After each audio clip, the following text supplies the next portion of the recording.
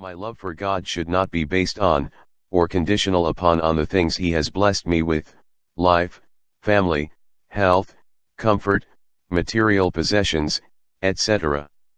Because if I base the evidence of His love for me on those things, and in turn, consciously or subconsciously, my love for Him, what happens when those things are no longer in my life? If I base God's love for me on those things alone, how will then view His love for me if I lose my job, my health fails, lose a loved one, experience a financial crisis, or go through unthinkable challenges? You see, all those blessings are indeed manifestations of His love for us, but they are not the ultimate manifestations of His love. In fact, those blessings pale in comparison to the ultimate manifestation of His love for me. Those blessings, like life, are temporary. The ultimate show of His love for me is eternal. My sinful nature and rebellion separated me from God, and before a righteous and holy God, sin must be atoned for. Knowing that without a solution coming into play, my sin would not only separate me from Him in this life, but would destine for hell and would separate me from His presence for all eternity.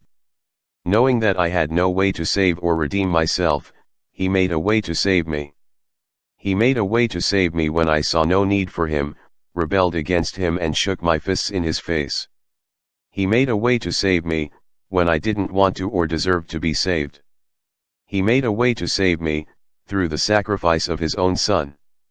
Before a holy God, sin must be atoned for, and His own Son atoned for my sins and bore the punishment I rightfully deserved.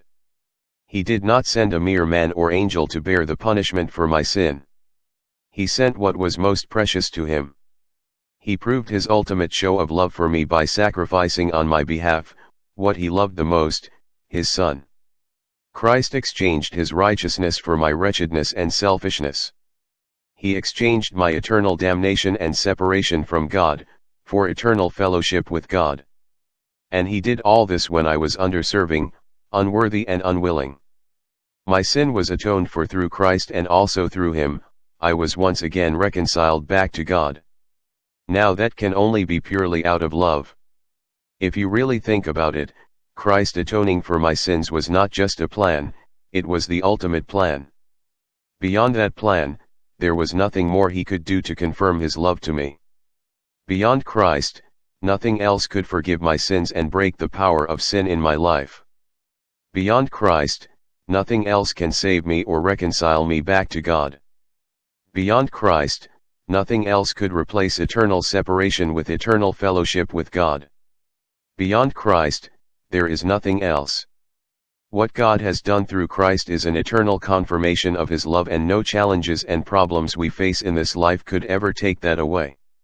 While we should be thankful for the things He has blessed us with in this world, our primary reason for loving Him must first and always be what He has done for us through Christ.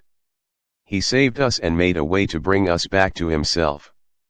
We love Him because He first loved us.